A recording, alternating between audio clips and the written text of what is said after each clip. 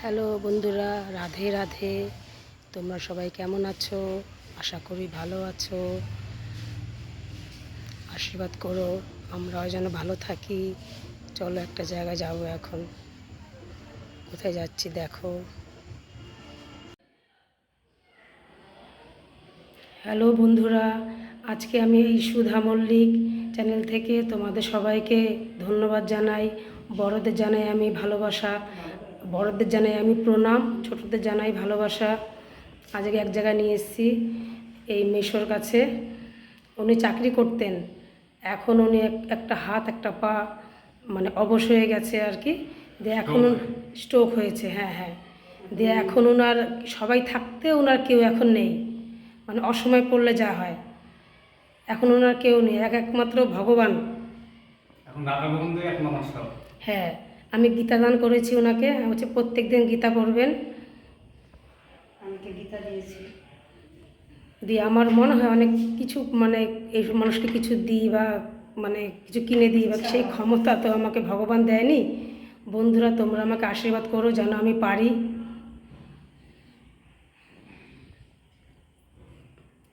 এ হচ্ছে আমার সুদামা।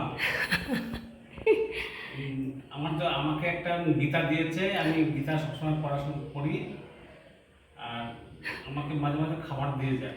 সেমন কিছু পারি না বন্ধুরা, একটা আশীর্বাদ করো যেন বন্ধুরা আমি যেন পারি। আমি রাধা গোবিন্দকে সবসময় বলি, রাধা গোবিন্দ আমার সুদামাকে তুমি একদম ভান্ডার পরিপূর্ণ করে দাও। আপনার মুখে ফুল চন্দন পড়ুক, আপনার কথা যেন সত্যি হয়, আমি যেন পারি। এই আশীর্বাদ করবেন আমাকে, আমি যেন পারি।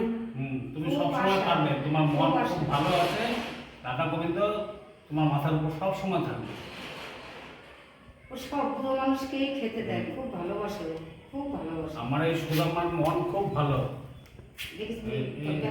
অসহায় মানুষকে খুব সাহায্য করে। আশীর্বাদ করবেন আপনি। হ্যাঁ, আমি সবসময় আশীর্বাদ করছি। আমি তো আশীর্বাদ করার কেউ না, মানুষই ভগবান, হ্যাঁ, আপনারাই ভগবান।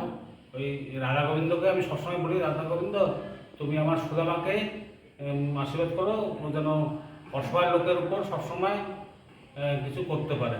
হ্যাঁ, আশীর্বাদ করবেন, আপনার মুখে ফুল চন্দন পড়ুক যেন আমি পারি। সেই ক্ষমতা যেন ভগবান দেয়। সে ক্ষমতা তো ভগবান দেবে তোমাকে, এখনো দেয়নি ভগবান ক্ষমতা, যেন ক্ষমতা দেয়, আমি যেন পারি। হ্যাঁ তুমি পারবে। রাধা গোবিন্দকে আমি বলি, সবসময় বলি তোমার কথা, এই রাধা গোবিন্দ আমার সুদামাকে তুমি দেখো, ও যেন খাওয়ার না থাকলে বলবেন, খাওয়ার না থাকলে বলবেন। আর যখন যেটা ইচ্ছা আমার মাকে বলবেন, হ্যাঁ, আমার মা দিয়ে যাবে। হ্যাঁ, যা ইচ্ছা হয় বুঝলেন। কখনো যদি কিছু ইচ্ছা করে বলবেন আমার মাকে, মাকে পাঠিয়ে দেবো, মাকে বলবেন যে আমার এটা ইচ্ছা হয় খেতে, আমি সেটা যেটুক পারি আমি সেটুকুই দিয়ে যাব। আসার সময়ও ভগবান, যেতেও হবে সেই ভগবান। হ্যাঁ, এই জন্য গীতাতে কি আছে লেখা, যে মানুষকে ভালোবেসো না, মানুষ বেঈমানি করবে, আর ঠাকুরকে ভালোবাসো। স্বয়ং শ্রী ভগবান কৃষ্ণই কিন্তু এই কথা বলেছেন, মুখের বাণী, যে আমাকে ভালোবেসো, তোমার পাশে আমিই থাকবো। আর মানুষকে ভালোবাসলে মানুষ কিন্তু বেঈমানি করবে, মানুষ কিন্তু পাশে দাঁড়াবে না।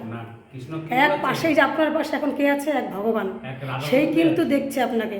আপনার কিন্তু বউ বাচ্চা সবাই আছে, কিন্তু এখন দেখার কিন্তু কেউ নেই আপনার। কিন্তু এখন কেউ না থাকলেও এখন আমার পাশে একমাত্র রাধা গোবিন্দ আছে। হ্যাঁ হ্যাঁ হ্যাঁ হ্যাঁ হ্যাঁ, রাধা গোবিন্দ তো বলে সবসময়, সময় থাকতে আমাকে ধরো। আমাকে ধরলে কেউ না থাকুক তোমার, তাতে কোনো আসে যায় না, আমি তোমার সঙ্গে আছি, সঙ্গে সব সময় চিরকাল থাকবো। উনি একসময় চাকরি করতেন বন্ধুরা, এখন ওনার সবাই আছে কিন্তু এখন কেউ নেই। এক ঠাকুর আছেন আর কেউ না, সেই তো থাকবে।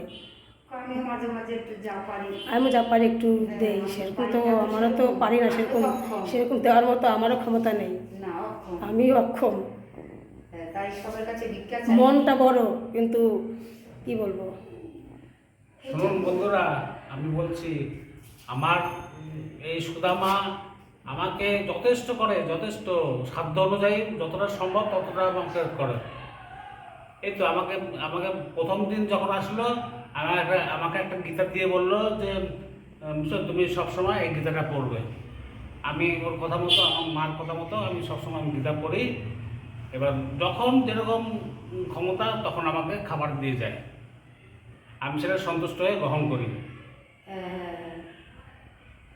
তোমার যা অসুবিধা হয় আমার কাছে বলবা, যখন আসি আমি হ্যাঁ বলবো, যে আমার এটা খেতে ইচ্ছা হয়, আমার এটা মন হয়, আমি যেটুকু পারবো।